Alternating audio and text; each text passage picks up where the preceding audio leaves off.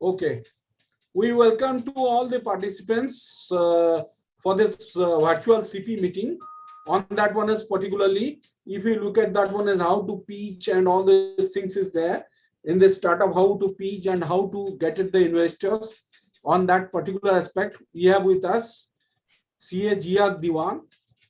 CA Jia Diwan is chartered accountant with 20 years of progressive journey. In that one is particularly progressive journey and the internet companies and startups in India. And as well as whenever we are talking about the having initially dabbled between banking and strategy consulting, she started out that one is consulting and the corporate journey in 2011. And that one is consulting and clients in merger and acquisitions and business expansions and IPOs at PwC, RGP, and Moody's. She gained the precise aptitude to support the corporate in their journey of value creation. She joined the team ITZ case, where she took up her first major challenge in 2011 to create value for India's first digital payments company that proved to be a precursor to introduction of 30 trillion digital payments industry. And that one is, if you look at that one is particular aspect in that specialized in that field, merger, acquisition, and corporate finance and private equity. In 2016, she has joined Musafir.com. In parallel to her primary roles and responsibilities, she actively advised startups, strengthens their business, operational strategy, explore strategic alliances to accelerate growth, and raising the growth funds. She is very active across the startup ecosystem in India and is a member of various forums where she is involved in mentoring digital startup and nurturing the entrepreneurship. In addition, she also advised ventures on accelerating their journey to commercial success. She is an organization builder and strong leader known for starting off and scaling business through vision, intuition, technology, and user experience know-how. With this, we welcome to CA Jia Diwan for that one is for this session.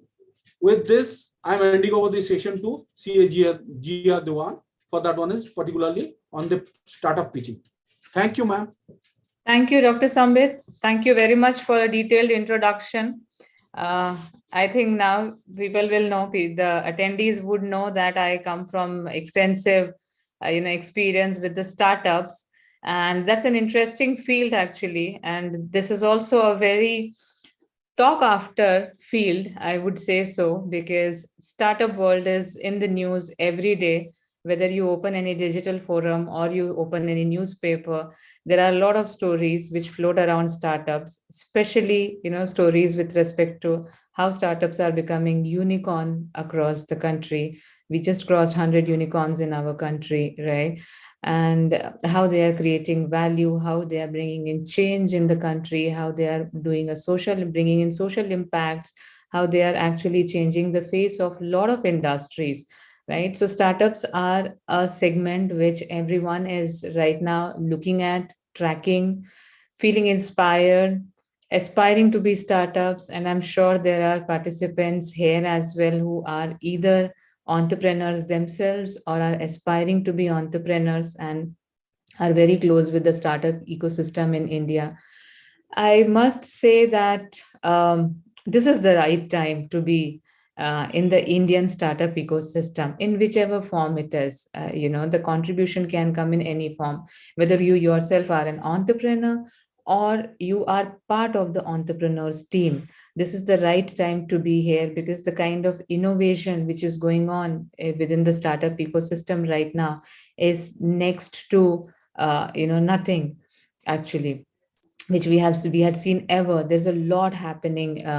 It all started with Silicon Valley, right? We always used to say that whether we would ever be able to replicate what's happening in Silicon Valley, so much of innovation, so much of creativity, so much of new flows of ideas which used to come from Silicon valleys, all the investors of the world, be it venture capitalists, angel investors, family offices, private equity funds, FIIs, everyone used to just eye on Silicon Valley. This used to be a case 15 years back. Um, winds turned around, and Bangalore, to start with, in India, became one of the largest startup community in our country. Now, as we see, we have startups all across the country. In fact, Mumbai, NCR region, Chennai, Hyderabad, all these locations are coming across as actually incubators for the startups. So this is the best time, given the government's push, to be in India, to start thinking about starting something, bringing in innovative ideas. And I actually feel very proud to be associated with the startup world, because it's so exciting. When you meet these startups, you get to know so much, you get to learn so much. You get to see that what all is going on in people's mind, in the young generation's mind, how they want to disrupt everything which is happening or which used to happen. If we look at the way we used to walk and talk, that has completely changed. The way we used to transact has completely changed. The way we used to do our shopping has completely changed. The way we used to eat our food has completely changed. And thanks to these disruptive ideas which startups have brought in fact, the other day I was reading during the launch of the new app by Tata. I saw Mr. Chandra talking about that we consider ourselves as startup, and we want to work like startup, we want to act like a startup. So coming from the veterans of Tata Group, this kind of comment clearly indicates that everyone wants to be part of this startup ecosystem in whichever way one can contribute. So I thought, what best way would be to start my conversation with all of you, to speak about what is the most important part of the startup world, which is pitching. Because every startup, when they start their journey, they want to speak about it, right? They want to talk to people about it, not just investors. They want to speak about it with people around them, so that they get a kind of validation of their ideas, or they get more insights about their ideas, or to get to know whether someone else would also be interested in joining them. So that's when the startups start talking about their ideas even before they start working on those ideas. And that conversation about the startup, about their ideas, continue till the journey, till the end, starting from your ideation stage to when you really create wealth for all the stakeholders which you have brought along, as probably in the form of an IPO or a merger, right? So the pitch, the ideation which happens, starts from the beginning till the end of any startup journey, and it never ends. No matter what stage of startup you are, it never ends. You continue meeting investors, you continue meeting your stakeholders. You actually pitch your idea to your employees as well, right? As a startup, you have to sell your idea to any potential employee that, hey, look, this is what our plans are, and why don't you join? So it becomes very, very critical for a startup to know how to pitch, right? And I thought that that should be today's topic for my conversation here with the intelligent people sitting over here. So I selected this topic: pitching the investors for the fundraise. I had to zero down this pitching piece, because when it comes to pitching, of course, you go and pitch to your, as I said, employees, then you go and pitch to your advisors whom you want to bring on board. You go and pitch to your potential board of directors, so that you can have an eminent board sitting and guiding you. So at every stage in a startup's journey, you go and pitch. You go and pitch to the regulatory authorities about your business. Now that would have been a very, very broad topic, because every pitch has a different purpose, and if it has a different purpose, then the nitty-gritties of the pitch or the way you pitch changes. So I thought to confine it for this discussion today. I thought, let's do a pitching for the investors for the fundraise, because that's something which involves a lot of technicalities. right? And a lot can be made or broken with those technicalities. And I feel, as a part of my journey, when I have interacted within last 10 years, I think I would have interacted with many startup. I can count them in hundreds. I found that pitching, though, is seen as a very humble act, and it comes very naturally from the startups. The moment they sit, they meet someone, and the moment they sit, they start that conversation. That's what the pitching is, right? So it comes very naturally to them. But the person whom they are pitching, whom they are talking, what message they are driving becomes very important. So if you are not um, aware of the technicalities of it, probably you may lose out on the purpose of driving your message across to that person, and that person can be a very important person. And one of the most key people whom they pitch is investors, right? Because they are the ones who help the startup grow. They are the one who fund the startup. So it becomes very important for a startup founder to understand that if they are talking to investors, if they're pitching to the investors, what are the things which they should keep in mind? What are the do's and don'ts? And what is it that they need to do to make their pitch right? So that's going to be our topic for next couple of hours. Um, I will actually start with some basics here. And I'm sure, a lot of you would know it, but it's always required to see that how the stages of financing works in a startup world, right? So the startup starts with an ideation stage.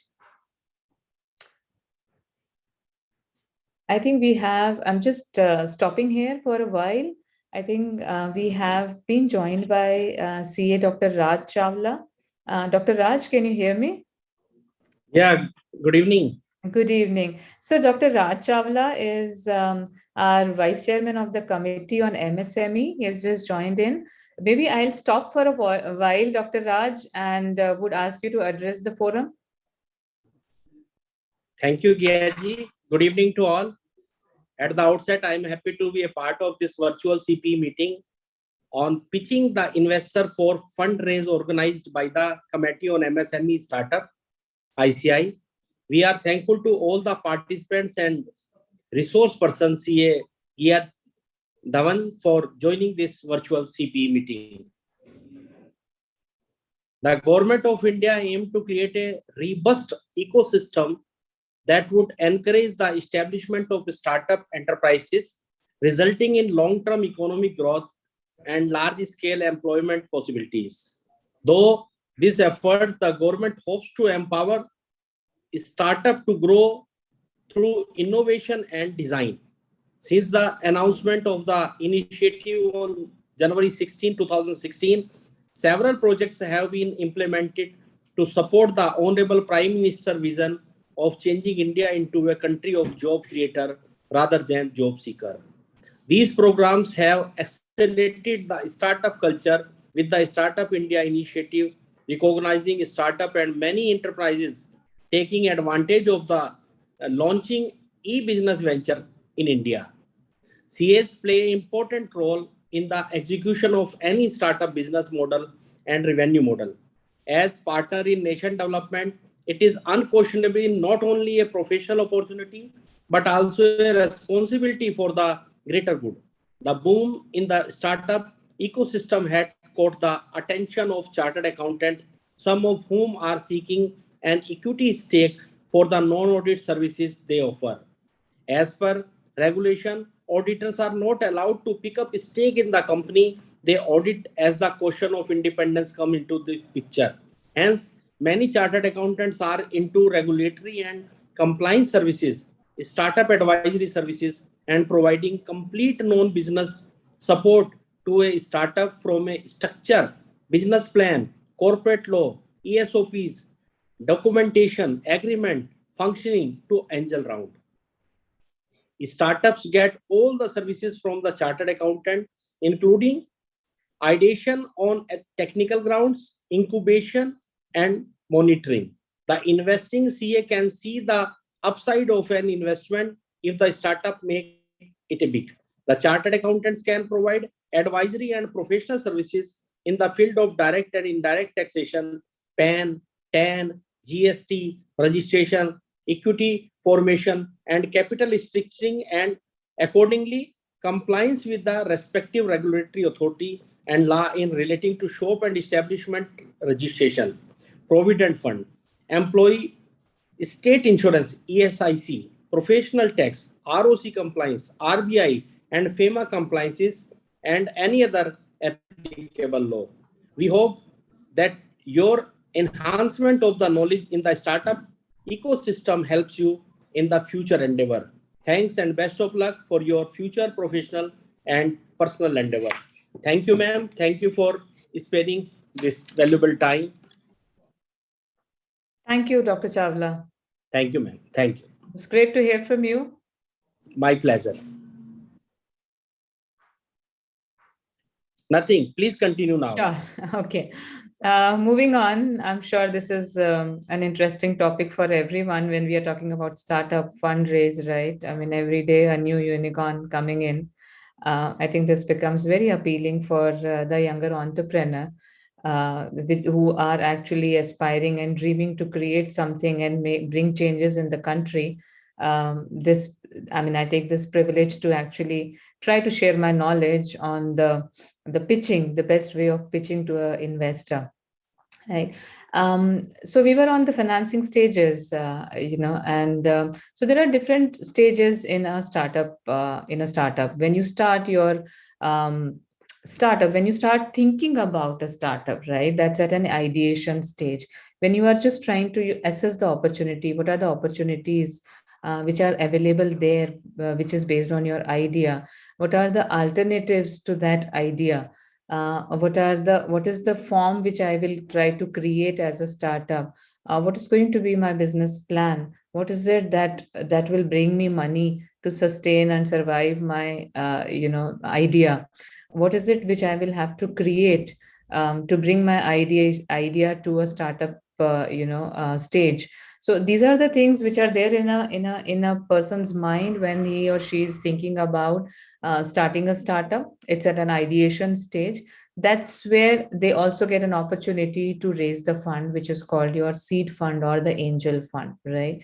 Once a startup receives a seed fund or an angel fund at an ideation stage, the way the startup functions is either they continue because they succeed in finding the business opportunity in the market, or they succeed in finding the strategic alternatives of their ideas which they are going to implement then, and they also get to understand what form factor they would want to bring in the form of a company into the system, and what is going to be their business plan. If they understand that, they continue and go beyond the ideation stage.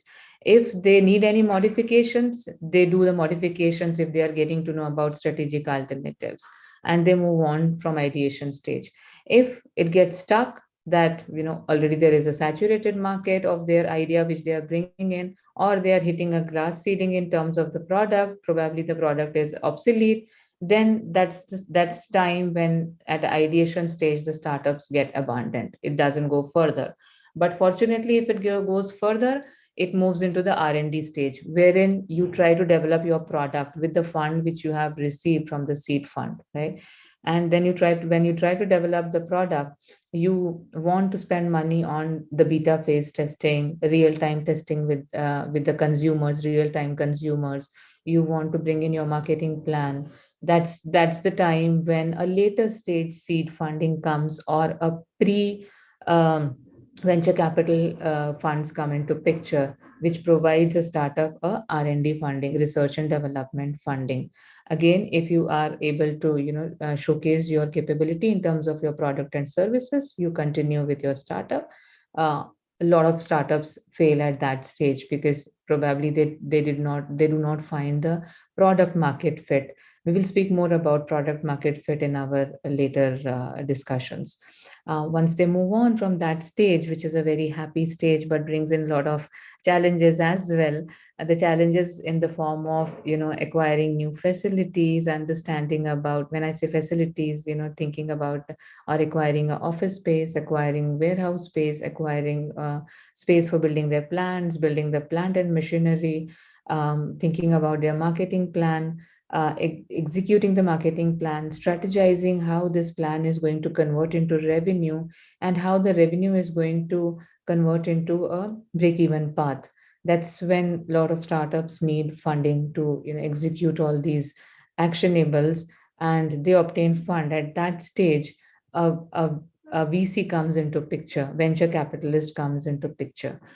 If when they succeed on all these activities, they move on and they get into a further clear path of, I would say, revenue generating activity. The business plan becomes more clearer, the product market fit gets established at that point in time. They also understand that the product market fit is now up for innovations. More and more innovations or new services are required to be launched. That's when the early stage funding comes in. The later stage is a growth stage, which is your what you typically read, right? So early stage is your series A. Growth stage is your series B, C, D, E, and I heard last was that the maximum amount of series a company has earned was series G, and that was a record breaking session actually, which I had with one of my fellow funding firm actually, and realized that of course there was a debate that should a company reach out to series G, or should it not be ideal for that company to go for an IPO and M&A if they have already raised so many rounds of funding. But that's debatable. We will not get into it.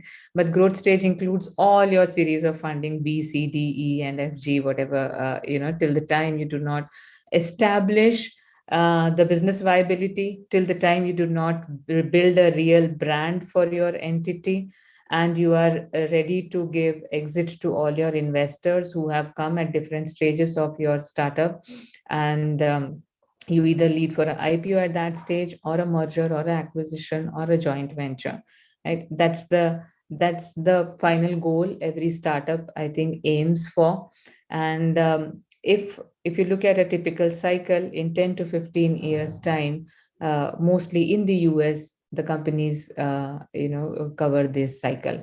In India, that is becoming a possibility, because now startups, with the regulatory changes, with the more liberal guidelines which has come from SEBI, now the startups also can get listed in our stock exchanges, and they don't have to look up at US or somewhere else listing. So that's looking doable for our startup ecosystem as well, and I think that's very, very encouraging. I would just try to also give you a gist of that, what kind of sources of funding a startup can see at different stages. I would actually straight away jump into venture capital here, because angel investor is something which we will speak at length in the later part of our discussion. When it comes to venture capital, they are at a stage wherein you have already tested your idea, wherein you have already launched your product, and they come into picture. That's where a startup really establishes itself, because that's where the testing of market and product fit has already happened, right? If a startup crosses that stage, then the chances of getting into the exit stage becomes manifold. And that's where the pitching to the venture capitalist becomes very, very critical, because that's where you are establishing what you have built up, you are validating what you have built up, you are actually proving that what you have built has the capability to create a viable business model, to take the investors to the stage of exit. And of course, there are a lot of other source of finances apart from angel investor, venture capital, and private equity, which we will talk about in this. And I'm sure our fellow CAs would know more than me about the other sources of financing, because I have not very closely, worked on that, like sources of financing like trade credits and factoring. But those are also very interesting sources which a startup can look at for the financing. Of course, the way you approach for these financing are very different than the way you approach an investor for the financing. So we will stick to the investor financing in this discussion. Okay, so we spoke about angel VCP funds, right? These are different kind of stages wherein you reach out to these different set of investors. Now, how are these different? So when a company is in ideation stage or a seed stage, at a conceptual stage, has not derived any revenue at all, but has a visibility that how a business model should function if I launch a product or a service, that's when the angel investor come into picture. When you become little mature and you are at an early stage where you have already created a product, you have already created a service, you have already done your beta testing, you have proved your testing thesis, you know where would you go, where would you earn revenue from, or what are the sources of revenue going to be. That's where the VC fund comes into picture. Once you establish that stage and you move on to your revenue generation activity, you have clear path to your break even, you know your customers, you know your market, you know your stakeholders. That's when the late stage VC funds or early stage PE funds come into picture. When you are expanding into new markets or new products, or you are getting into the new level of growth wherein you have already broken even and you are actually eyeing on profitability, and and you want to spend money in further expansion of your products in newer geographies, in newer products, comes into picture there for funding you further. Now when P comes into picture for funding you further at that later stage, right, where you have already established your business model, you don't need money for that, to run your business because it is going on in a profitable mode right now. They bring in with a perspective that I since they have already established themselves, they have the capability to make a business viable. When I say they, founders have the capability to make the business viable.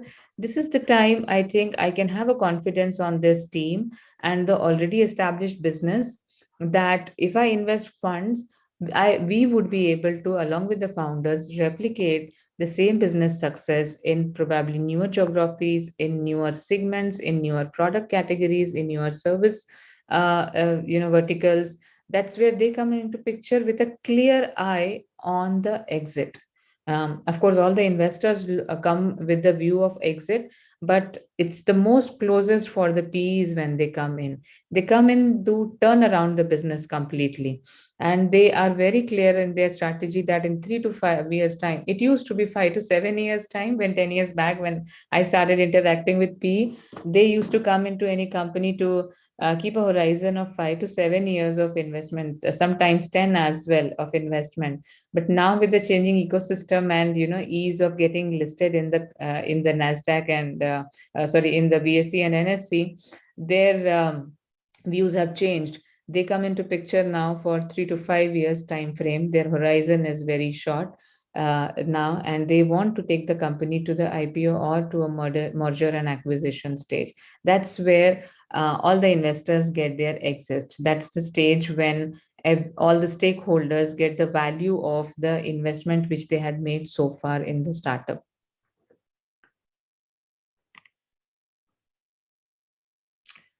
Okay, so since it's a quite broad range of investors, which we just saw, starting from your angels to your VCs to Ps, within VCs, early stage VCs, late stage VCs, within Ps, early stage Ps, and your maturity stage Ps, and then comes the FIIs and FPIs for your IPO stage or M&A.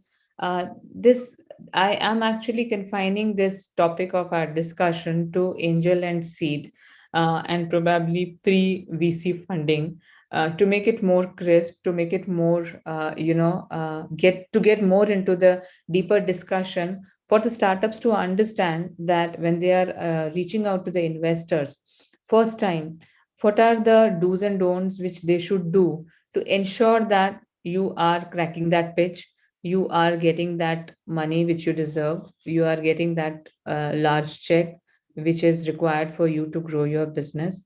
So angel or seed investments, right? Now the question starts with many startup is that Should we find out an angel investor, or would an angel investor find us, right? It's actually, there's no scientific reason actually, okay, for this. Um, so when a lot of angel investors are individual investors, are wealthy individual investors, they always invest in early stage rounds which are smaller than the growth stage rounds, right? So in that case, they are always hunting for the new set of investee companies.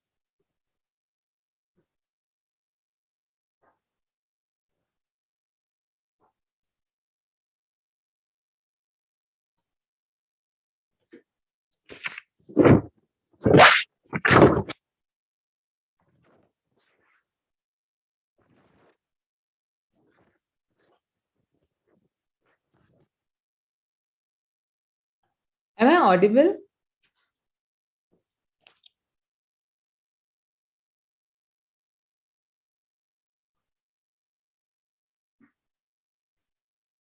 Okay, I could hear my own echo actually. Am I audible clearly? Okay, okay, sure. All right. Yeah, yeah. Sorry for the interruption. I could hear only my voice, and I was surprised that whether you are able to hear that or not. Okay, so we were at that whether angels find the companies or companies find the angels. Now, with the social media, it has become very easy to reach out to anyone, right? Especially LinkedIn is the platform wherein you can find a lot of people. And I'm sure the startup ecosystem would have a general sense of how early stage investments happen, but if I'll put you on a spot, I'm sure we are not able to right now interact. But in the Q&A session, I might have asked you that if I'll ask you to describe the exact process, okay, how to reach out to angel investors and how to then take up your funding process, most would be, I think, hard pressed to come up with much details at all. So angel investment pitching is like cooking, or like changing a tire, okay, or maybe playing a sport, okay. So it's simple, right? It sounds very simple.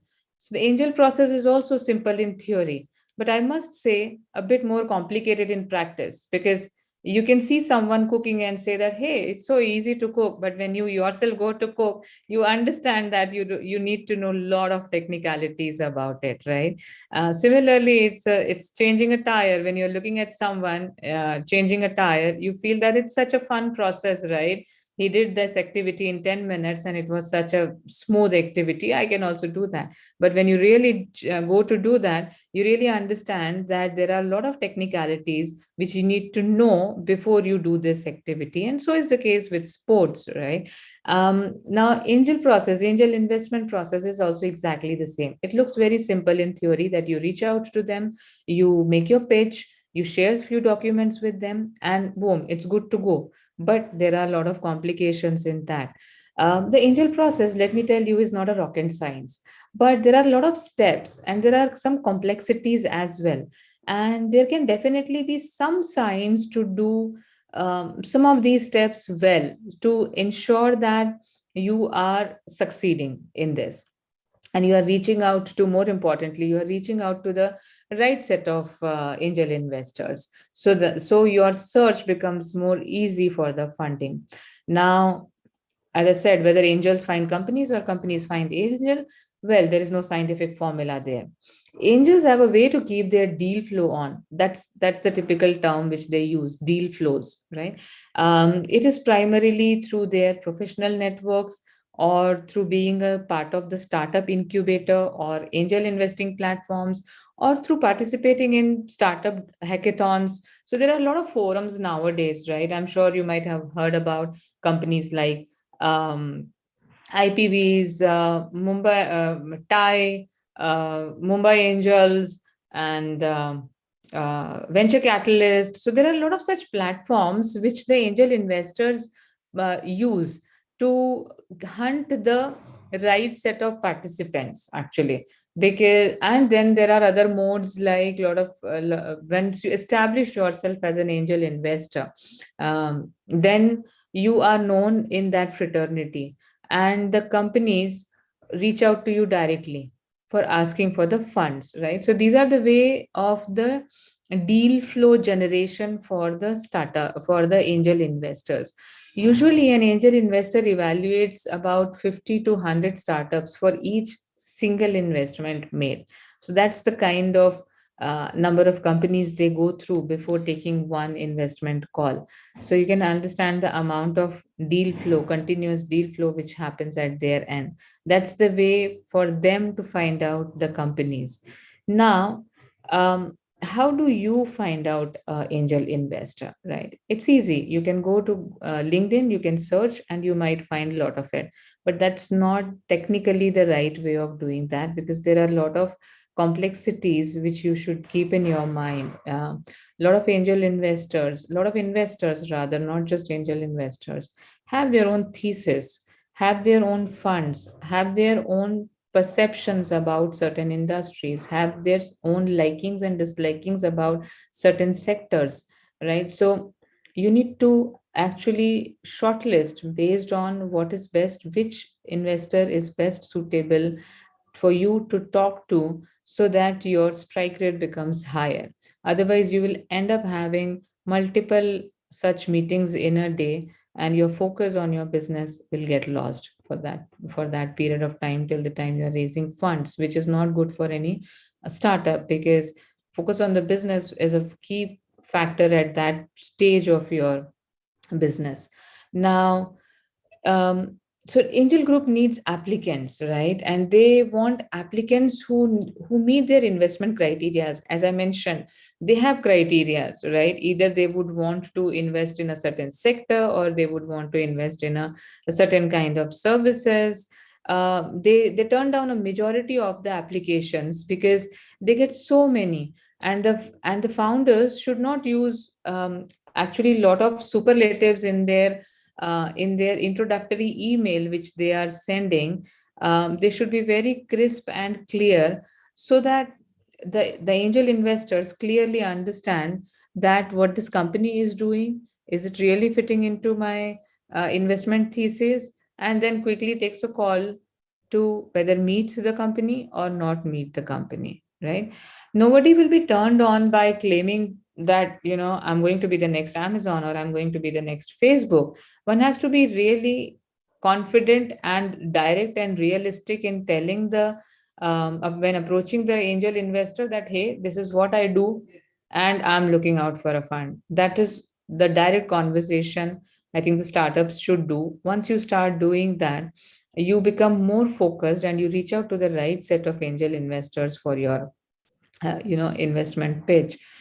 Typically, let me tell you a little bit about how angel investors team work. Typically, in an angel group, the screening usually takes place once or twice a month. So there are a lot of such forums which we are part of. I'm sure you must also be part of. I am part of. So we usually actually once or twice a month we evaluate, we screen all the applications which has come to us, and each of such application gets 10 minutes maximum, right? A screening committee of the group will hear probably 25 to 50 pitches each month. And when they choose 2 to 5 each month to present their startup at their investment meetings, it becomes kind of a 2 to 3% strike rate, right? So the founders have to be very prepared when they are coming and pitching, because it is good that they have crossed that first hurdle and have got shortlisted, but that 2 to 5% also, as I said, that out of 50 to 100, only one investment happens. So which means the strike rate is 1%. That's the stage where the startup should very clearly think about that, what exactly do I want to convince the angel investor about. So hence the startup founder has to be very, very prepared, has to put together a presentation like how you see on the Shark Tank, but it's not like a Shark Tank, right? So it has to be crisp, very crisp and punchy, and very clearly talk about what is it that you want to do. Questions will come up that you will need to be prepared to answer. But usually a decision is not going to follow immediately. But the moment you say what is it that you want to do, that will bring in a lot of clarity in the committee's mind. In fact, when you try to approach a angel investor group, there are many angel investor groups, who are using SaaS platforms. There are many groups like IPV, Venture Catalyst, um, uh, uh, I'm forgetting few names, Mumbai Angels, yeah. They actually communicate within the group using these SaaS platforms about their interest in individual deals. They indicate their interest levels and exchange comments about each of these deals. Now, in a lot of these platforms, entrepreneurs do not have access to the investor side of the conversation, but some platforms also have sub platforms for entrepreneurs where entrepreneurs get to know about what the angel investors are actually evaluating. So they get to know what sectors they are interested in. They get to know the feedback about those angel investors, which has been posted by other entrepreneurs. So getting into those kind of platforms actually helps at this stage when you are trying to figure out that which angel investor you should try to reach out to you. It's good to understand what makes an angel investor tick, right? So if an angel investor, if you get to know from such platform or through your own, market intelligence, if you get to know that if any angel investor is looking at, has been evaluating, say, companies in EV space or say companies in disruptive tech or AI space, then that gives you a clue that whether that angel investor is fit for you or not. And if they happen to be a fit, you would know what will tick with that angel investor. It's not the money they stand to make actually. So let's look at the mentality of angel investors. They are not here in this game for making money. That's strange, right? Because we think the moment anyone is investing money, the clear idea is to make ROIs out of that. Yes, they do want to make a ROI, but that's not the primary factor for them. Because realistically, if you see, most angel investments fail, right? More than 95% of the angel investment fail, and that's a crude fact. But the angel investors are accustomed to losing their money and they would rather not, but it's just a reality. They would not want to do that, but that's how the ecosystem functions, right? And angels, for the most part, if you have seen or you have noticed, are the successful entrepreneurs who have actually amassed enough money to use their expertise, now whatever, in whichever field it is, to be part of that disruptive new movement that's going on. Because they have already come out of their own, exited from their own startups. That's how they have earned money, and now they want to participate in other disruptive journeys which other entrepreneurs are actually bringing on into the ecosystem. They want to use their experience, they want to use their knowledge to be part of that exciting venture. A lot of them do not want to start their own venture, they want to be part of this exciting venture with many other entrepreneurs. And that's the reason they find investing through angel investment more viable compared to having a direct innovation, a direct startup at their own. And so that's and knowledge to be part of an exciting venture with innovative maybe they want to make a fantastic score maybe once or twice in their angel career journey, right? Because if they are reinvesting that money in their own startup, then they are betting on only one startup. But if they are putting money in multiple startups as an angel investors, they can score more than once in their career, right? So that is what they are looking out for. Angels don't want to run any company, your company, as an entrepreneur. And no, they don't even want to steal the ideas. They are there excited about what is happening in the world out there and can I be part of that. They want the founders to step up and make it a success, and they want to help. usually by serving on the board of directors, because that's where they bring in their expertise. They have seen every way a company can fail, and they want their investee startup to be successful because they have attained that success. And that's what they try to bring in for the entrepreneurs. Most angel won't invest in a deal unless they have a really good feeling about the key entrepreneur, the key founder who is, because they also want to see whether they are able to develop the camaraderie with the startup founder wherein they are investing or not. Right. Some angel says that's the most important element. That if I click with the founder, then I will invest. So here comes then another jargon in the industry, that is it the jockey or the horse the angel investor is investing in. Now this is a very old debate, and everyone has a different opinion. But many investors believe very strongly that it's the jockey in which they are investing it. It's the entrepreneur in whom they are investing in the money, and not the idea. They can change the horse, they can change the idea. And in fact, they do. In a lot of cases, they do. They have done that, and there are a lot of live examples of that. They change the horse in almost every single deal you would see. And some of the greatest examples led to some of the biggest profits after the horse was modified, not necessarily changed out, but the horse was modified. Now, let's see an example. Zomato. Zomato would be a good example. So when Zomato started its journey, it started as a table reservation platform or restaurant identification platform. It was a small tech which they have built up. They aggregated, they listed down all the restaurants which were in the vicinity which they were covering, and a user can go and find out a restaurant. And if they happen to find out their favorite restaurant, they can book a table, they can reserve a table. That's how the journey started, right? It started with that platform, and now it is the largest food delivery and hyperlocal platform. Very different businesses, right? Very, very different businesses. It did not change the basic technology, what they started with. They build up over the same technology over a period of time, but the horse completely changed, right? Evolved completely. That's how the angel investors comes and help you do. Another example, if we want to take Amazon. Amazon is another iconic example, I would say. They started with online bookstore in India. If you remember, I Amazon was my client when I was in PwC.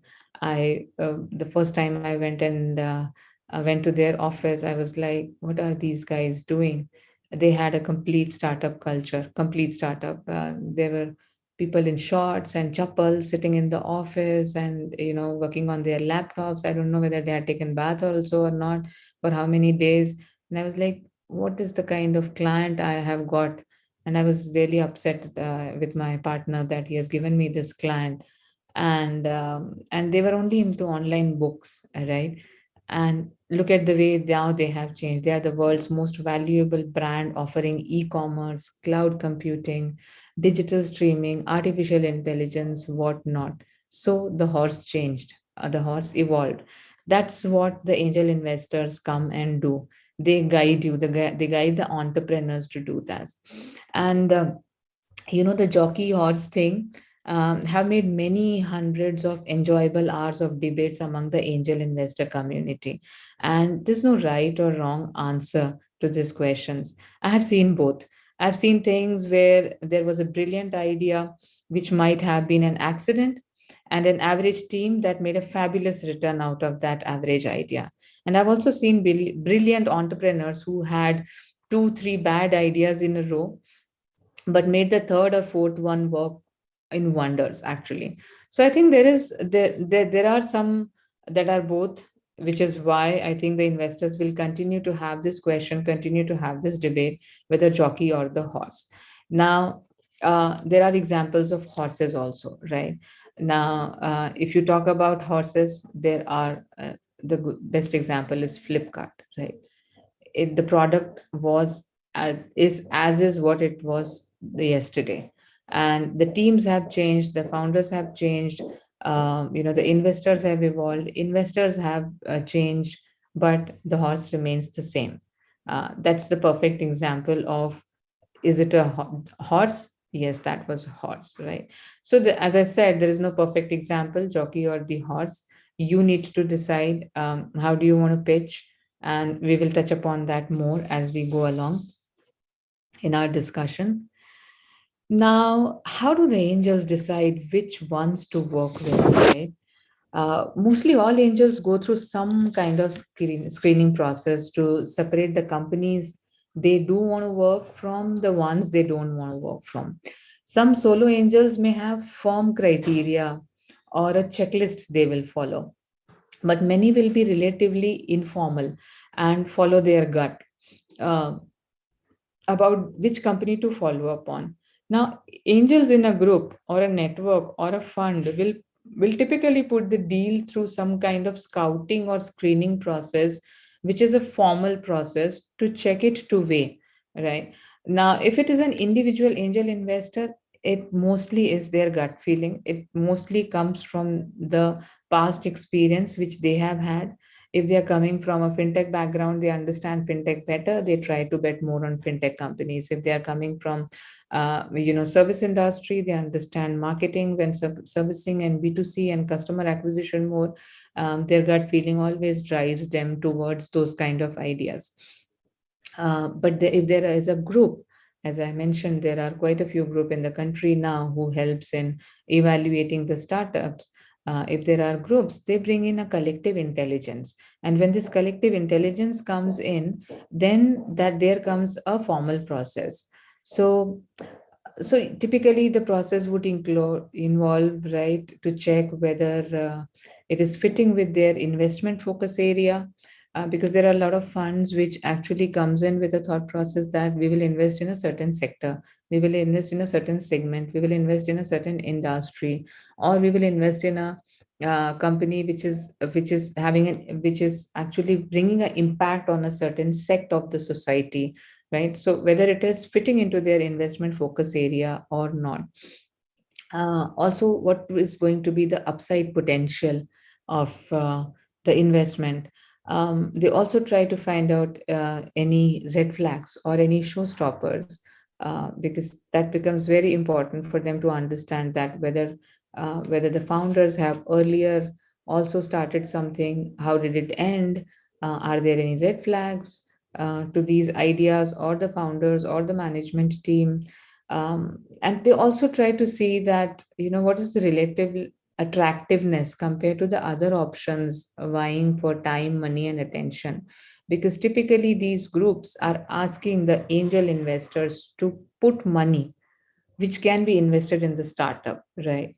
So if an individual who is willing to invest is putting money in the angel fund, she would always want to evaluate that if I have an alternative, whether this investment is relatively attractive than an alternative, which can be either a stock market or bonds, depending upon the risk appetite.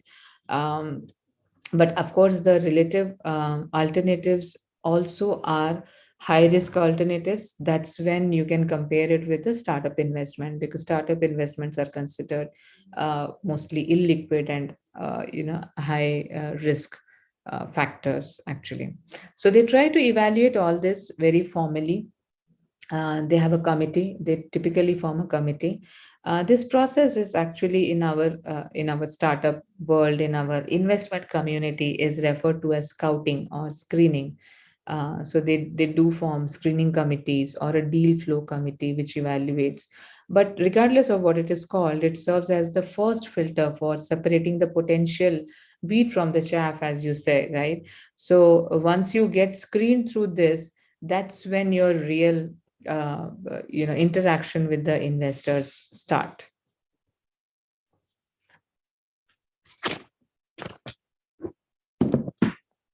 Just doing a time check.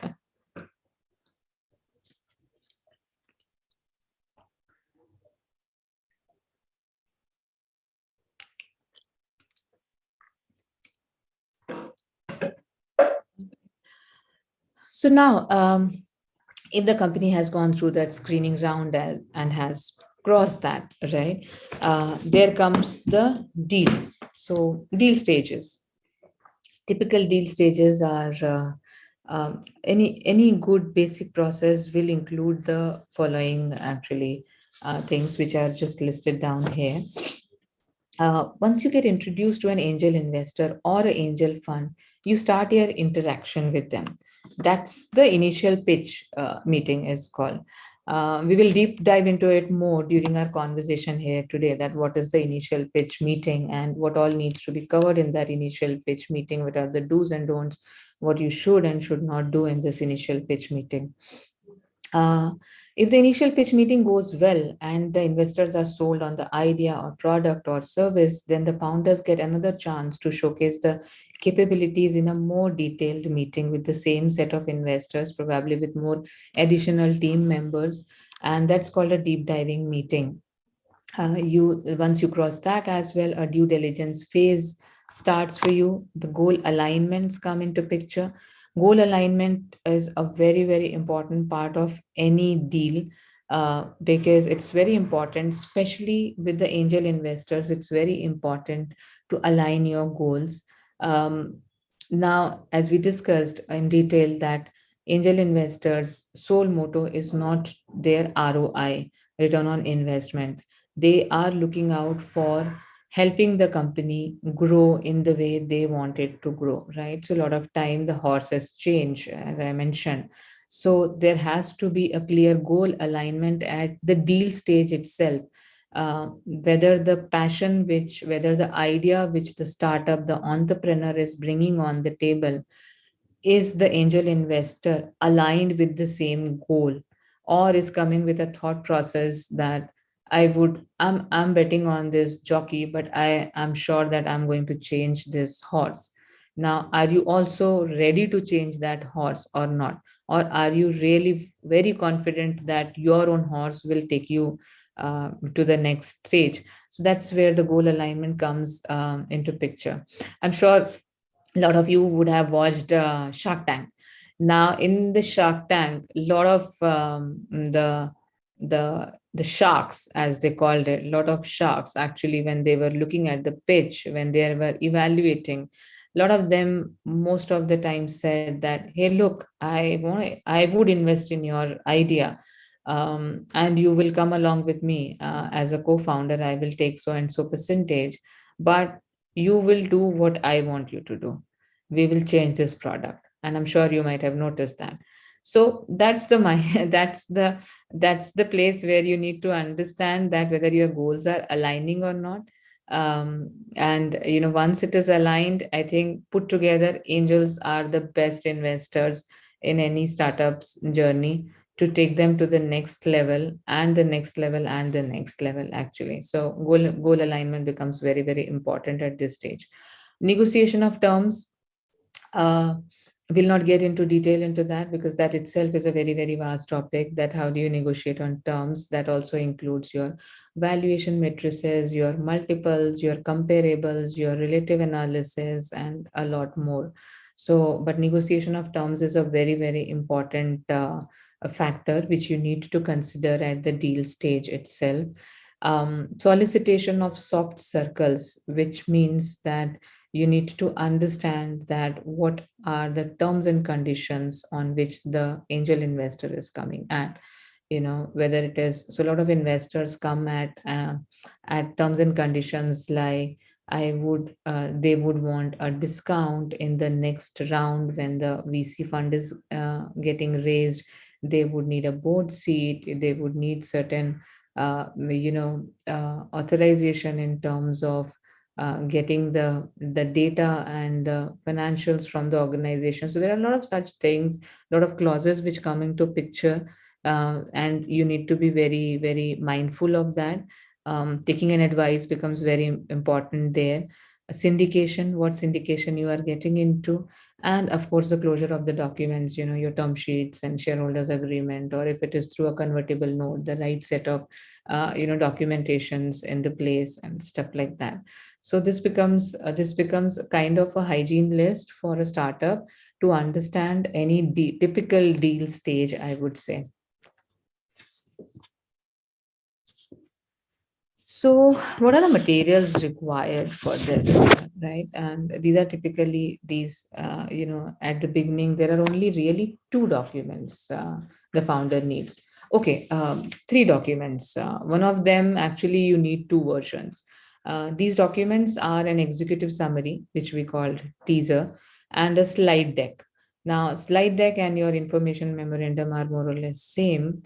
With the slide deck, you need two versions: a more text heavy version, which is an information memorandum, which can be emailed, read, and understood without you explaining it to the investors. If you are giving them like a book for them to understand your business, understand your market, understand your strategies, that information memorandum works well there. And a more spare visual version intended to be used as a backdrop for a live discussion, like a management presentation. So this becomes two section of one set of document only. Sending anything more than this during an initial contact with investors is actually just a waste of time. Even an interested investor won't read it. So you just need one pager teaser. You need some 10 to 15 slide of presentation, and probably a 25 to 30 slide of your information memorandum. I think that is good enough for you to do that. On the back of it, actually, you need to also have your financial model ready, because a lot of data goes from the financial model into your these set of documents. Now, one very interesting piece: when I started this journey of fundraise, there was no concept of these videos and all that. We were not very digital tech savvy. We used to give them hard copies, or at the most send them the PDF versions. But now, of late, with this new generation entrepreneurs coming in, a summary video actually works very well. And I find them very, very informative and interesting, and very interactive and very engaging, to understand a company quickly in couple of minutes time. So the teaser, which was a traditional teaser which used to be in a paper, also gets replicated in a summary video format for the investors to understand what really the company is doing at a ground level. So if it is a company which is actually into, say, for example, the latest one which I saw was the company for it's a fintech. They have built a very beautiful product actually for teens, for them to start getting used to of digital payments, right? And they can't open a bank account. So there are products for them, and they had created this video actually showcasing that how a even 8-year-old is using this product to make its pocket money getting spent. So that clearly showed me on the ground what is happening, what the company is doing. It was much better than a paper teaser. If I would have got, I would have probably not have been able to correlate what they are doing on the ground, but the summary video worked very well. So I think that's something which the companies are doing, entrepreneurs are doing that day, which works very well. So give it a try if you have not given it a try for that. Right. Now, teaser. Okay. The teaser is actually, is a one-pager document, a very crisp document. So it's an executive summary, to say so, actually. And it includes most of the same topics which you would have in your basic slide deck. But the details must be very tightly packed and sparingly worded to fit on one page, or at the most the front page or the back of the probably the same sheet. But typically it is just the front page which gets filled up with a lot of important information which the investors are looking at, like your key players, your company logo, your management team, your market, your market potential, your key numbers like your revenues, KPIs, and stuff like that. A little bit about competition, because that's the most you can fit it into one page. So one page, I understand, one page summary isn't easy, but it is a very, very important piece of document. When we were talking about these applications, there is the angel investors receives 50 to 100 applications in a span of months time. They take only 10 minutes to screen that, and they use typically these teasers to screen. And if these teasers are not very crisp enough to tease them, and hence the name is right, it's not quick enough to tease them, probably they would not take it to the next level, and they would not, it should generate curiosity in the mind of the investor to know more about your company, right? So I know founders may get incredibly frustrated trying to boil down all the information into just one piece of paper. But this has to be a very data intensive page. So a founder needs to and an entrepreneur should pay very, very close attention to how they are creating a teaser document. I am similar to, as I said, teaser, information memorandum or management pitch deck. Teaser was the shorter version of that. A more brief, detailed version would be this actually. Now I am or pitch deck, both the versions, of the deck should contain the same basic material. It should start with your customer problem. It should start with your product overview, what the company does, for whom, why it's compelling, your key players in the market, your competition in the market, market opportunity, your market sizing, your go-to-market strategy, your competitive landscape, how do you stand, where do you want to shape up your niche market within the ecosystem of the competition, what are the stages of development you are at if you are into product development or customer acquisitions, critical risks and challenges, your financial projections, a crisp summary of financial projections, not the entire financial model, your exit options. This is very, very important, and I think I have seen in most of the IMs and management presentation this piece missing, but this is very, very important. This definitely comes up in a Q&A. So if it is going to come up in a Q&A, it's better to address it upfront and tell the investors what are going to be the exit options. Something like what categories of likely buyers you are thinking are going to buy this, or the rationals, or the list of specific likely buyers or comparables or valuation multiples. All these data helps an investor to take a call quickly rather than waiting for the Q&A session or the deep dive meeting session. We'll get into, it's a new term I'm sure you're hearing, but we'll get into the deep dive meeting sessions as well.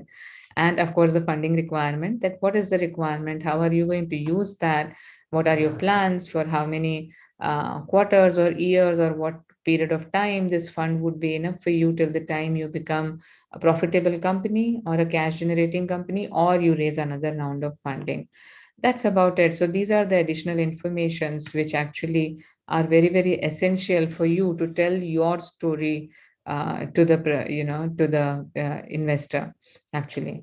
So the key to this is actually to cover all the subjects.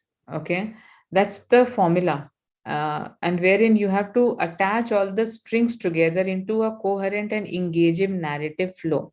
You may have noticed that a discussion of teams actually becomes very important in, if you would have gone for pitches, you would have seen that investors actually um, talk a lot about teams.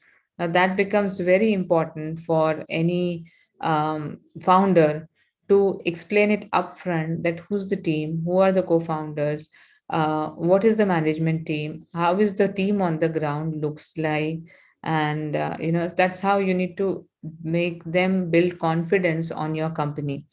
And I would say visual presentation, uh, you know uh, visual presentation matters a lot actually. So while you're putting all this information in one set of document, just 15-20 slides or a 30 slide detailed IM, make sure that it is visually presentable when constructing a deck or a visual, I mean any visual non-compatibility should be completely avoided. If you are not good in at those kind of digital designing and all, hire someone to do that, because that actually makes or breaks the presentation, makes or breaks the pitch. If you are not, if as an investor I'm not able to um, stay focused on what you actually want to highlight, then I might get diverted and I might not be able to really think or get confidence on your idea. So make it very visual, presentable. Business plan is very important. Financial projections, though I mentioned that you need to um, put only a summary form of your business financials, but the founders need a business plan in order to do a good pitch, right? And you will need a very detailed financial model in the background and some part of the detailed business plan immediately after the pitch, because once the pitch goes good, they would want to understand the number. But these things cannot be part of your pitch. You need to keep that ready. The detailed financial model is a key part of the deep dive meeting, which happens at a later stage or a due diligence process. And the investor will want to dig into it and look at the assumptions in details, but it's not going to be part of this initial meeting pitch.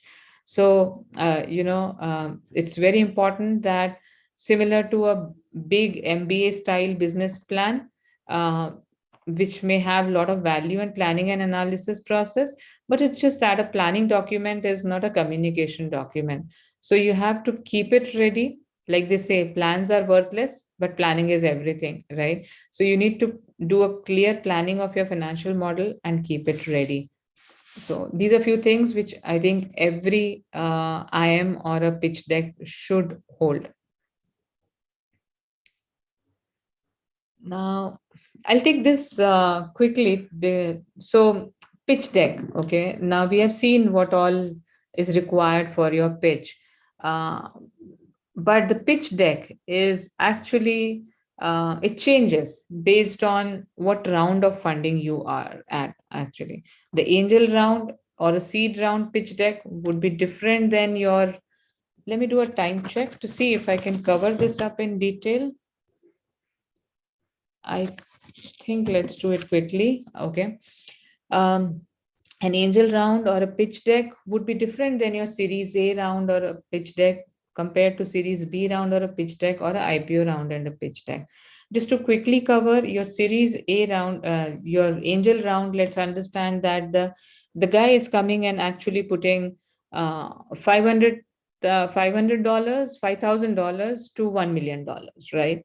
So their idea is to understand that uh, what the idea is and whether the idea should be able to turn into a viable business option or not, right? So your pitch has to focus on that. When it comes to Series A round, you have already established your business idea, uh, and you are actually uh, serving the consumer. You are generating the revenue.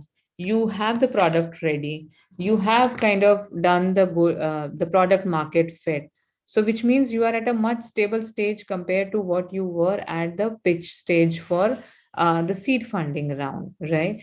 So, what becomes important for you then in the Series A pitch round is to see whether you are able to explain the or demonstrate how the product fits into the target market, or to show the investors how funds will enable the company to master a business model you have already established, but how to master that, and show the investors how more funds will lead to more customers quicker, because you want to grow the company. That's what you need to focus on when you are pitching.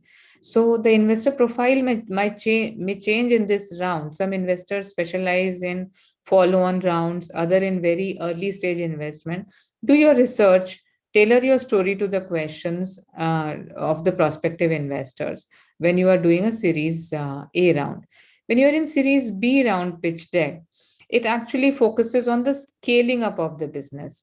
You have a user base, you have consumer base, you have growing revenue, which has helped, which has been, due to the previous funds raised. New funds are used to scale the business model, make further acquisitions, and invest in the key capabilities. So these are few things which you need to start focusing on when you are at a Series B pitch round. It should be more mature view of the market, more mature revenue model, more competition, more understanding about the geographical expansion, more clarity on the exit scenarios. The focus should be on a sustainable growth model that drives the scale for the Series B, Series C, and D onwards now. Now, typically an IPO roadshow document, which is more similar to your Series D onwards round, wherein you are actually seeking fund to expand. You have established everything, you have established your brand, you have established the business viability, you have the set teams in place, products in place, services in place. Now you want to further expand, often to either new geographies or adjacent markets, or into the new product lines or the new service segments, right? At this stage, the company has been very successful and proven its viability. So you don't have to then, talk more about what you have done in the past. You have to just focus on explaining that what are you going to do in the new geographies. That's how the broad crux. And I rushed in this. I wanted to actually have a very long discussion on this, but I think in the interest of time, these four kind of pitch documents varies based on the focus area, based on the mindset of the investor whom you are pitching. Interesting piece. I wanted to move to this, before another time check. That initial pitch meetings we have been talking about. Now you have the understanding about what stages of investment, what stages of investors, what collaterals, what documents you need to have for pitch meetings. Let's talk about the initial pitch meetings, when you have cracked the introduction and now you are there for your pitch meeting with the investors. Now, pitching companies typically are introduced to the investors by a trusted source, and then selected, as with a lot of angel fund rounds also we have seen, and then they are invited to pitch as a result of making it through some of those screening processes which we discussed. Now, active early stage investors will look at anywhere from, as I mentioned, 50 to 100 companies for each company they invest in. And angels invest in a lot of company, but they say no to significantly majority of the company, right? So you can imagine the kind of angel investment news you hear, how many meetings they would be doing just for that one piece of news which we get to hear on in the digital platform, right? So screening actually is typically done by a committee or a subset of the investors of the network. So what you need to do for these pitches is, you need to keep in mind anywhere between 20 to 30 minutes for these pitch meetings, and another set of 30 minutes for the Q&As. Typically, that should actually help you in doing an initial pitch. Now, let's see, I mean, I just tried jotting down something for you, that how should your pitch flow go for any angel investor meeting. So let's explain the investor that there is a huge problem many people are really struggling with. There is a large demand for the right solution and it is not available. If you could solve it, you would have a great position in the interesting market, which is actually untapped, right? The perfect solution has the following attributes, A, B, C, D, E, which you think you can bring on the table for the consumers. We can produce that solution in a very cost effective way as an entrepreneur is what you need to showcase it to the investors. Then our plan to bring those attributes to market is clever, differentiated, and defensible. Because if there are already existing players in the market, you need to highlight at this pitch stage that your plan is different than their plans, and your plan is defensible compared to what the competition is doing. As an entrepreneur, we know who our customers are, how to reach them, and how to bring them on board inexpensively. Because LTV CAC is a very important factor for any investor to look at when they are looking at the customer acquisition. So you need to help them understand what your strategy is in terms of bringing the consumers on board inexpensively. As an entrepreneur, you are super smart and have the right skills to execute, is what you need to highlight in your pitch deck. You will do it in the stages and will need certain resources to pull it off. How is your journey you foresee is also you need to explain it to the investors. And if you do, you can grow a large, fast growing, and a very profitable company is the confidence which the investors are looking for, which will generate these kind of financials. That's where you will actually showcase your summary of your business model, and ultimately be of interest to the following acquirers. So you need to tell them the exit strategy as well, that if you come in now, these are the stage wherein you can actually think of exiting, because we would have new acquirers coming in at different stages of our journey as a startup. But at this stage, we need your help, and you can get involved on the following terms. That's where you can start the real negotiations with your investors. So if you keep this kind of flow, the initial pitch meeting, which we are calling, actually leads you to the deep dive meeting then. So let's also understand some key aspects of the pitching skill, that what exactly is something which you should not forget to highlight when you are pitching to an initial investors, right? So these are the critical areas which I have just listed down for you, where pitches are almost, if it doesn't include this, becomes shallow. Then these becomes a trouble spot. Explaining the market movement actually becomes very, very important. To be credible, a pitch must answer that why now, but market was not there. Why now you are coming and you think that you will be able to, capture this market. Now, what has changed in the universe that makes this business suddenly possible or not possible? What is that great idea which is going to change the market? So that market moment needs to be explained very clearly. um, I'll explain. This is a slightly complicated moment which you need to probably explain it more to the investor, and I'll give you an example here to understand that better. Let's take an example of Policy Bazaar. Okay. So Policy Bazaar, we all know, right, what business they are into. Now, insurance companies were already there. RMs were already there. Most of the insurance companies have their associate companies as banks. So in the banks, those products were already available. The sales guys were already pitching those products, right? Products were available digitally, online, on the net banking, on the bank's website. All the details were there. Now here comes Policy Bazaar and says that look, everything is there. A user can read whatever they want to read. A user can understand whatever they want to understand with the help of a relationship manager or the salesperson, insurance salesperson.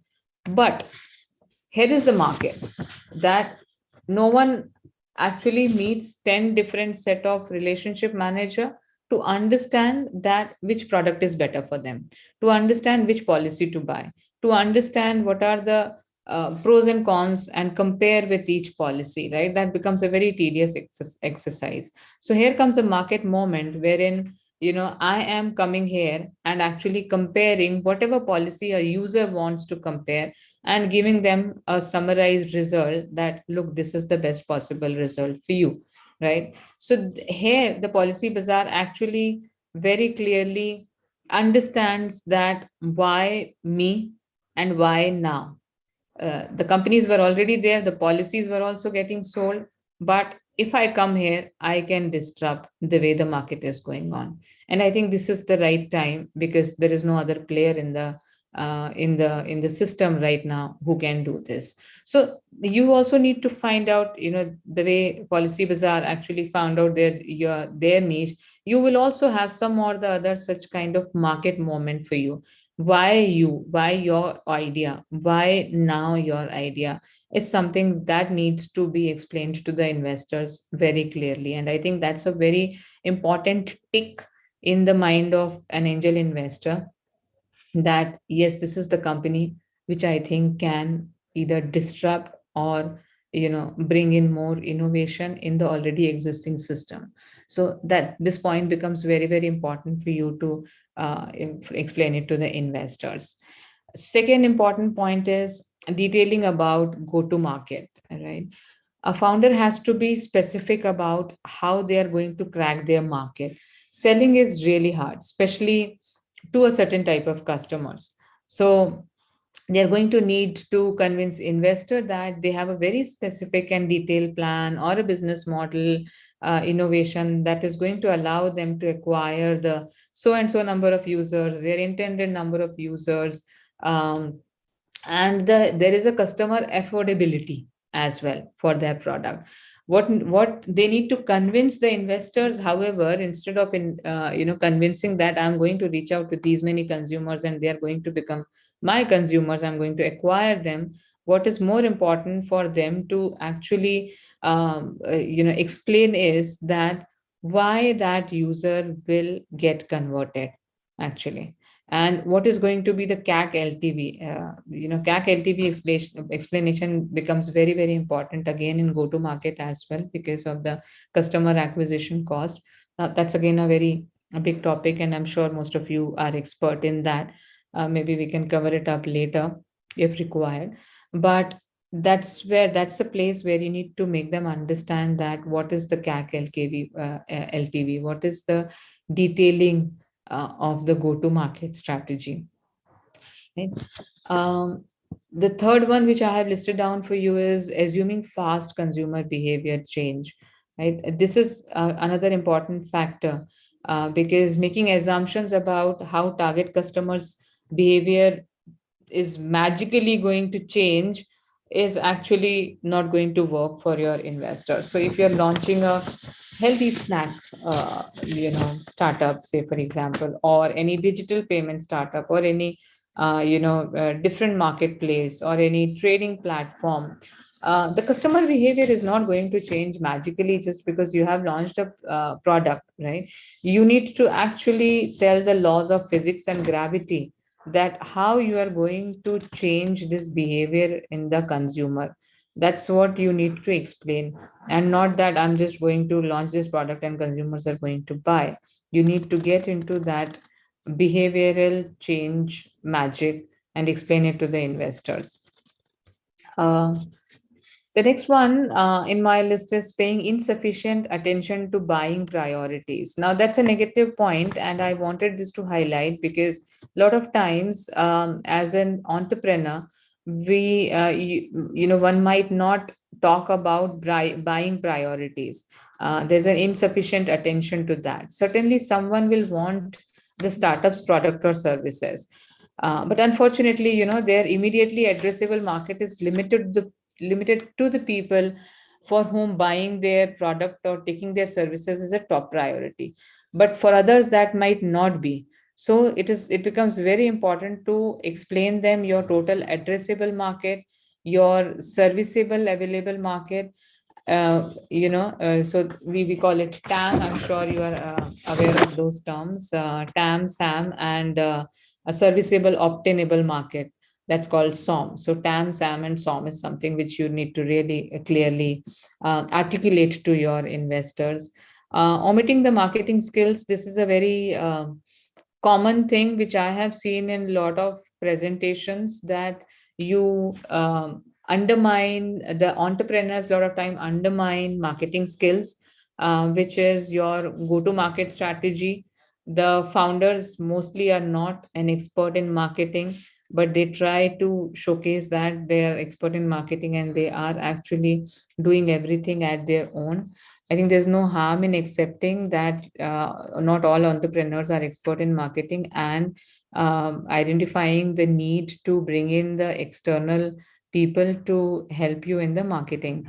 right? So, and that's actually increases the credibility of the entrepreneurs, that they are, whatever they are falling short of, they are relying on the external resources for the marketing, because the right set of marketing actually breaks or makes your product life cycle. uh, then building a realistic model is very, very important. When I say realistic, I did not use the word intentionally building the financial model. I said building the realistic model. And I'll give you an example here, probably, because this is a very long discussion that how realistic models should be prepared. But a very crisp example of this would be Nika. Now, Nika started with the cosmetics, online cosmetics store, right? And for 3 to 4 years, they had run only this online cosmetics store. Then there comes the pandemic, and they actually pivoted to a realistic business model, which included all the products like a marketplace, like what Amazon was doing, bought them into their store and started selling it. That's what we call a realistic model. So, at whatever stage of your startup you feel that you need to be realistic and not just blindly driven by your passion about your product and services which you have built, you should actually look at a realistic model rather than a simple business model or a financial model. So brings a lot of confidence to the investors as well. Assuming it will translate, yes, this needs to be also part of your pitch deck, that what you are actually um, planning in terms of how your business actions, how your strategies, how your execution strategies will translate into, needs to be explained. Don't just showcase that you're assuming it will get translated. Um, Showcase that you have actually factored in everything. What if it is not getting translated?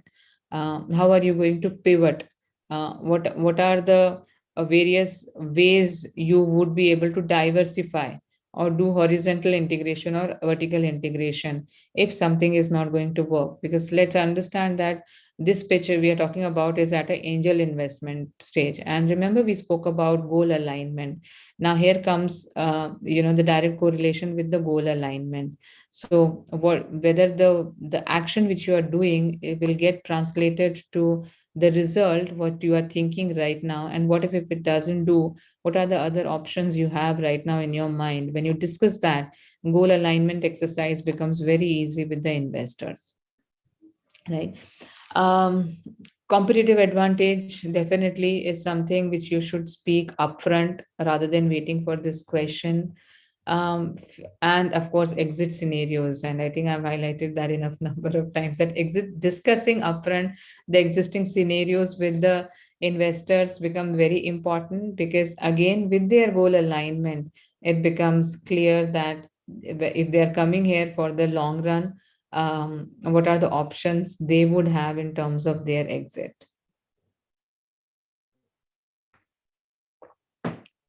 Um,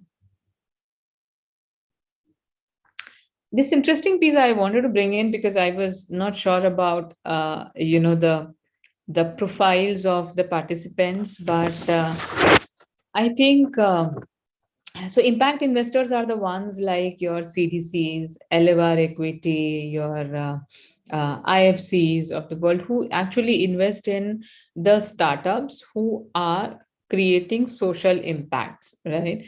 Those who are working towards water conservation, environment conservation, for a lot of rural aggregation requirements. So such kind of themes actually, your hydrogen, fuel. So those kind of EV, those kind of initiatives actually are very thoroughly looked upon by the impact investors. And I thought if there are any, I would just quickly want to touch upon that. Uh, and I personally very much respect the entrepreneurs who are working in this area. So overall, for them also, overall process, or overall the process of the impact investors is more or less similar. You need the similar set of documents, you need to go through the similar stages, but it does have some distinction. So the impact investors are still concerned with the usual investor questions, such as the viability of the business, the quality of the team, the size of the opportunity, the urgency of the problem, the viability of the solution. So all those questions which a typical angel investor would ask an entrepreneur, even the impact investors are looking out for those answers. This is because if the business fails or fails to grow, it cannot have a positive impact at all. And the impact investors' investment money could have been better applied elsewhere, right? So they actually are more stringent towards all this. Because they have a social cause, social impact purpose behind this, right? Unlike an angel investor who's not investing in an impact sector. However, in addition to the normal business evaluation, the impact investors are considering the motivation of the founders and their passion for the cause. That becomes very, very important, because they are the ones who are actually not sitting there and deciding jockey or the horse. They are very clear about the horse. They understand that they need this horse, they are betting on this horse, whether the founder is passionate enough for that cause or not. They also look at the size and directness of the impact and social benefit. So and that social benefit should be aligned with their own social cause as well. That's what they need to see. So it actually kind of becomes slightly different when you're pitching that that when we were talking about having options for vertical integration, horizontal integration, diversification. If not this product, then what product? Have you evaluated the market? All those things actually takes a little backseat, because what you need to then showcase or highlight is that this is my horse, this is how I'm passionate about this horse, and this is how I am going to make this work for me. And that's what the social impact investors are looking at when they are evaluating any startup which is into an impact sector. Okay. All right. So yes, deep dive meetings. We will quickly do this interesting piece. We have 5 minutes to go, I think, if I'm not wrong, Dr. Sambit, before the Q&A sessions. But this becomes a extension of what we did in the initial pitch meetings. So when you are done with your initial pitch meetings, the screening is done, the initial pitch meeting is done, and now the investor is actually looking out for investing in your startup. That's when they call the founders for the deep dive meetings. The deep dive meeting is pretty much exactly what it sounds like, right? I mean, they deep dive into everything. It's a longer format meeting, typically 2 or more hours, to unpack the story in a little bit greater detail than can be done in a pitch. And there is no pitch document required in that, to be precise. If a pitch is a quick check for investors' interest, a deep dive is a chance to qualify that interest and see if there is enough substance to merit forming a due diligence team, because typically a deep diving meeting has larger set of audience. It would also have some analyst or the person who are volunteering for the due diligence from the angel investment fund. So deep dive meetings typically involve the investors most interested in the company based on the initial pitch meetings, and also the due diligence voluntary members for the due diligence team as well. um, so so they have at this stage have seen that the themes are matching, have seen that the idea is matching. So what they need to do is that um, see whether the potential market potential is there or not. They want to deep dive into your team execution strategies, your product nitty gritties, your technology which you have developed in more detail, and so on and so forth. So as we discussed in the earlier discussion also, right, that a good fundraising process progresses through a series of checkpoints, right? So you have screening, which is one, a successful pitch, which is another, and a deep dive, which is the biggest one, actually. Once you cross this hurdle of deep dive meeting, the funds are there for you. But there are some preparations which you need to do for your deep dive meeting, right? This is because, as I said, unlike your initial pitch meeting, so it's very key, and the preparation plays a very important role, and it is very different from the preparation the founder did for the initial pitches. So prepping for the pitch is a matter of rehearsing the presentation to fit in with the investors pitching section. While in the deep dive meeting there is no pitch, it is not structured, it is less formal. The founder does not give a sequential walk through the deck of their own design, or their own pace, or their own sequence. Instead, she will mostly be reacting to questions on the fly. So there would be just Q&A sessions happening, no matter what type of agenda the investor or the founder tries to impose on these meetings at the outset. They always devolve into an unstructured Q&A meeting within about 10 minutes time. No matter how structured way you start, in 10 minutes that is just like a back and forth Q&A session going on. And contrary to a pitch meeting, a founder will not be able to hide behind a slide deck, or rehearse the flow, or, as I was mentioning, that what they are going to say, because the discussion topics will be random and will jump a lot here and there depending upon the number of people who are sitting there. So to successfully prepare, all founder can do is focus on marshalling the facts and the supporting material, and then study these materials so that you can converse in depth. You should know each and every part of it in depth. If you're talking about matrices like LTV CAC, you should know each and every part of it. If you're talking about your pivot tables, you should completely know how those are arrived at. If you're talking about business plans, you should completely know how you have arrived at those business plans. If you're talking about a certain target segment, you should completely know how you have arrived at that target segment. You can have lots of slides as an appendix, as and when any such question comes in, you can refer to that for more numbers or more details. But this is always going to go randomly. So I still repeat that the founder will not be able to give a pitch at this stage. The slide will only be there to help illustrate what the founder is responding to a question. But having those numbers handy always help. You need to deep dive before the deep dive meeting into all the facts and figures which you are going to talk about in that meeting, right? And you need to always be prepared to hit that tick for the I would say the investors, because you would know that if any question is coming in, you can always think that what you created, what you deep dived in the background to arrive at the answers which you are giving, that will give you more confidence about what you are going to pitch in the deep dive meeting. So typically, what kind of questions come in the deep dive meeting, right? And that's important for us to see here.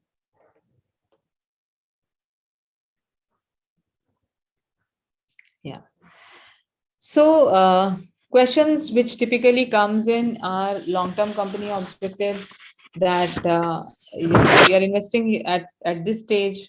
What are your long-term objectives is what the investors would want to understand, because they understood what your product is, your idea is, what is the team, and what your plan is. But now, what is the long-term company objective is what they would want to understand. They would want to understand the use of funds and aggressiveness of the investment level. It's a seed fund. So as we discussed, it would be $5,000 going up to 1 mil. Sometimes in some cases it goes up to $2.5 million. But what after that? What is the aggressiveness of the investment level?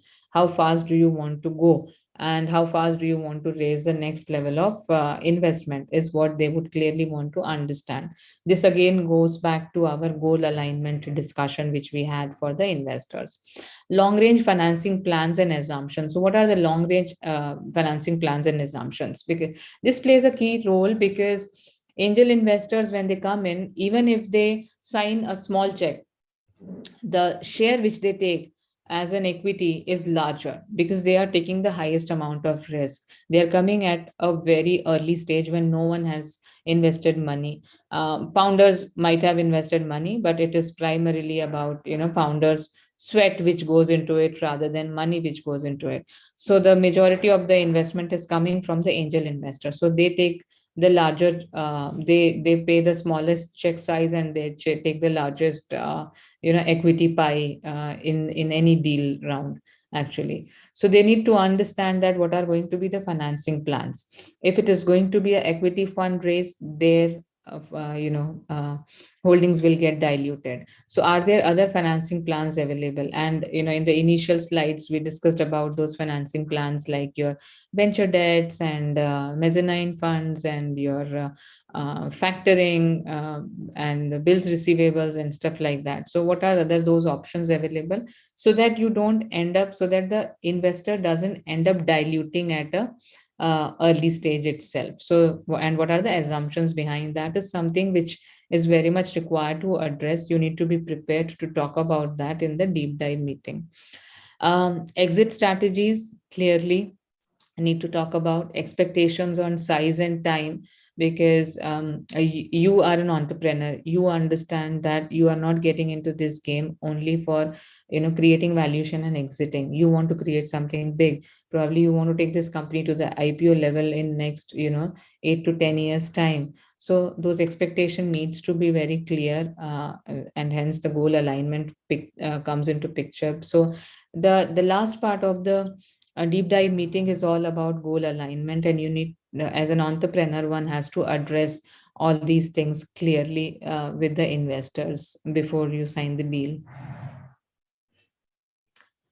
A few challenging things I think you should keep in mind before we wrap up this session and I open this forum for Q&A, that navigating the meeting. No matter, as I said, this is going to be a random meeting. No matter what question and answer and in what direction this is going, always navigate the meeting by communicating key 3 4 messages which you want to communicate to the investor. Always keep in mind that what are those key 3 4 messages which you want to drive to the angel investor. Whichever question comes in, ensure that you are weaving the story in such a way that those 3 to 4 messages are getting driven to the investors. Clarify what is being asked for. This becomes a lot of times showstopper, because if the entrepreneur doesn't understand the question and start giving wrong answers, these are the pitfalls actually, and start giving wrong answers, you might end up explaining something which the investor was not even looking out for or was not even there in their mind. You might end up opening a lot of can of worms there. So clarify, understand the question very clearly. If you have not understood, ask again, understand it. Also try to understand the question behind the question before you articulate your answer. Question behind the question, and if it takes time, ask again, so that you understand the question behind question and then start answering to that. And last but not the least, building the confidence through repo. So the more repo you build, the more confidence you build with the angel investor at this stage, when they are ready to come and invest, it will go a long way. Because this, as I said, this is a journey wherein the angel investor will partner with you, will question you on the horse. Probably you will change the horse along with this angel investor. So it's very, very important that you build that confidence and have that rapport with the investors. I think that's the end of my discussion now. I will open up for the Q&A session now, and I can see there are some questions which I have already received.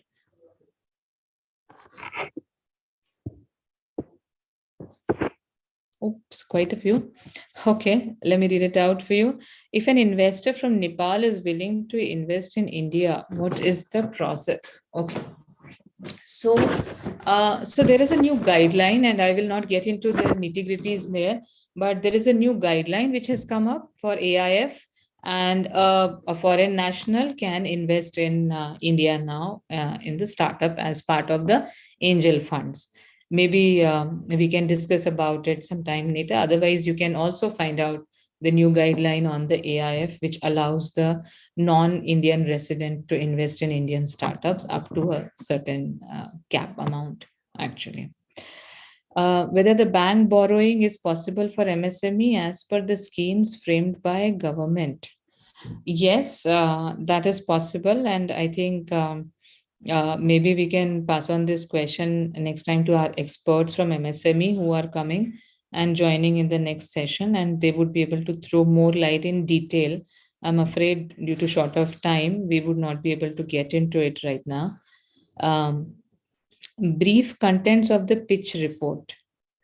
I think I covered that the brief contents of the pitch report, if you have, let me just keep that slide open if you are still looking at it while I'm taking other questions. These are the things which are actually should form part of your pitch reports.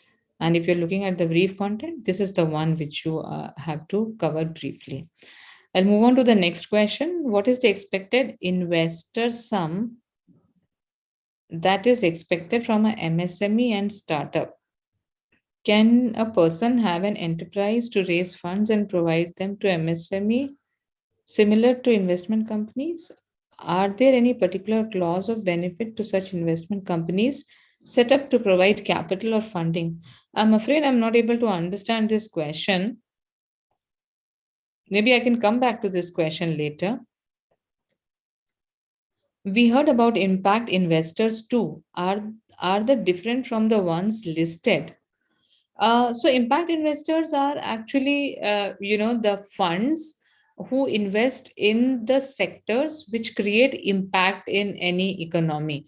The few examples of that are IFC, CDC, Elevar Equity Fund. I mean, though they are equity fund, but they are very impact driven. So all their investments are impact driven. So there are such funds, and there are again some funds created by the CSR committees of larger corporates who actually invest in the social causes.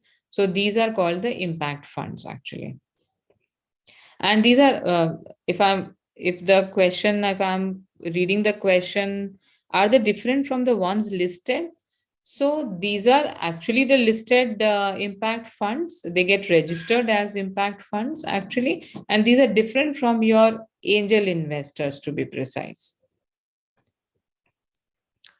Where and how to find angel investors? Is there any authentic forum, any precaution to be taken while negotiating, especially with respect to the confidentiality of the technology of product and services? So yes, there are a lot of forums wherein you can find angel investors. You can reach out to a lot of angel funds which are there in the country. They are registered as angel funds actually. If you look at IPVs or venture capitalists of the world, you can reach out to them because they invest in a group and not as a single individual angel investor. There are a lot of individual angel investors as well, which you will be able to find through the professional networks. And of course, some amount of precaution is always required in every discussions which you are doing with any stakeholders or potential investors. To mitigate that risk to start with, you can always sign a non-disclosure agreement with them before you disclose much details about your technology. The next question is, while talking to angels, we share our pitch decks. I think that's a question. So you don't have to share your pitch decks actually. But once you cross the initial stage, initial pitching, you actually need to send your information memorandum. And typically, a company signs a non-disclosure agreement with the angel investor before sharing any document. I'm just telling you about some practical aspects of it. There are no defined rules to it, but it's always good for a company to sign an NDA before you share anything. In the Shark Tank, we found the investors either over-exaggerating the idea or totally snapping the idea as not worth pursuing before rejecting any idea. So, okay. So that was a reality show, isn't it? And reality shows are supposed to be like that, right? In real world, you won't find that drastic behavior happening. Um, uh, if it's yes, it's yes. If it's no, it's no, clearly. In a deep dive meeting or such other meetings, how do the entrepreneur manage to keep the confidentiality of the spark successfulness of the venture? Else, the other party may leak out the combination of factors of his venture to other person. How to manage the risk? So, as I mentioned, investors are not there to run your business or run your company or get your ideas. They are there to invest. When we talk about here, we specifically spoke about angel investors. Angel investors want to partner with an entrepreneur to be part of their journey, and they are looking out for more than ROIs. So they are not there to just take your idea and go and create. They are there to understand your idea and invest funds. Now, for all practical purposes, you should sign a non-disclosure agreement before you share any information with them.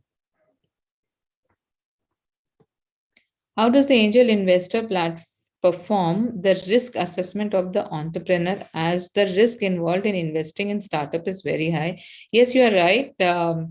Okay, I can't see the names here, but yes, you are right. The angel investment is the riskiest form among all the other stages, because you are actually investing, the investor is actually investing at an ideation stage, right, wherein there is no product, there is no service, there is no consumer which are acquired. So that's the most riskiest stage. But and hence the ticket sizes are lower, because the strike rates, as we mentioned earlier in our discussion, that 95% of the startups fail, so these are 5% who win. So they are actually looking out for those one or two successes in their entire angel investing careers, which actually makes everything for an investor. So yes, they are aware of the risk. Whenever they invest in a startup, angel investors are aware of that risk, and higher the risk, higher the reward. They are the ones who reap the highest reward compared to other stage investors like PEs or VCs. What factors we should consider while asking for valuation from investors? Look, you need to understand your valuation first before asking them, right? You need to understand the market. You need to understand what relative matrices are going on, what other industry players are, valued at or trading at. What are your peers trading at or valued at? And given that, whether it is in the domestic market or in the global market, if the comparison is not there in the domestic market, you look out for a relative analysis with a international player and in the international industry. Once you see how they are getting valued and traded, you understand your values as well, because you understand your matrix as well. So you need to understand what valuation you would be able to command given your numbers when you are comparing it with your domestic peers or global peers.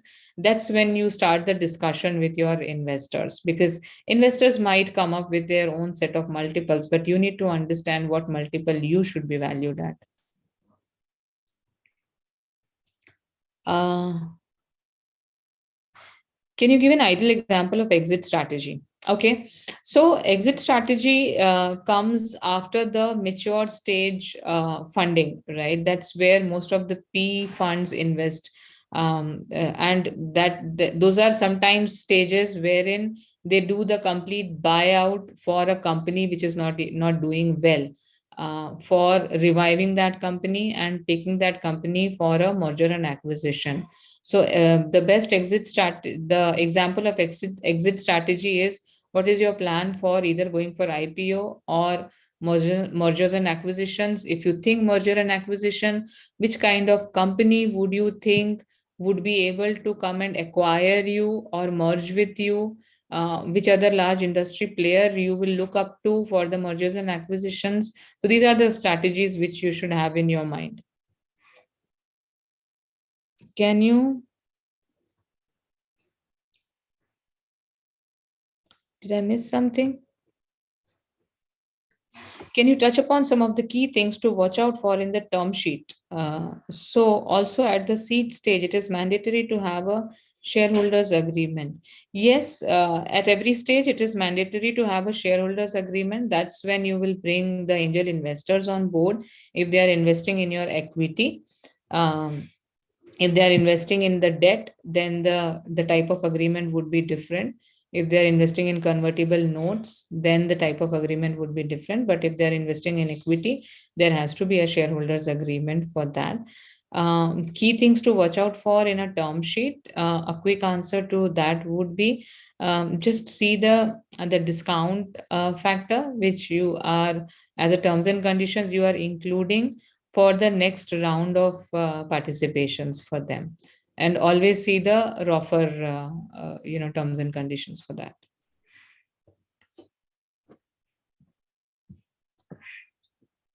I think I pretty much covered all the questions. Yeah, Dr. ma'am. Sambit, is it covered? Yeah, everything is covered right now. Sure. Then one thing is that one is last query. We can Okay. put it the your pitch for the session was super smooth and flawless. Thanks for covering the practical aspects at different stages in the startup journey. And we look forward for the following follow-up sessions covering certain aspects on more startups. Sure. With this, we are thankful to you, ma'am, for deliberating upon the various aspects of the pitch deck. We are also thankful to touch upon the various aspects of that one is particularly the investor point of view. With this, we are thankful to our today's speaker, CA Dewan, for her nice deliberation, and that one is particularly covering the all aspects of the pitch deck. We are also thankful to all the participants of this virtual CPE meeting. With this, we conclude the today's virtual CPE meeting. Thank you to all. Sure. Thank you, Dr. Sambit, and thank you everyone for listening to this experience of mine. Thank you to all. With this, we conclude the session.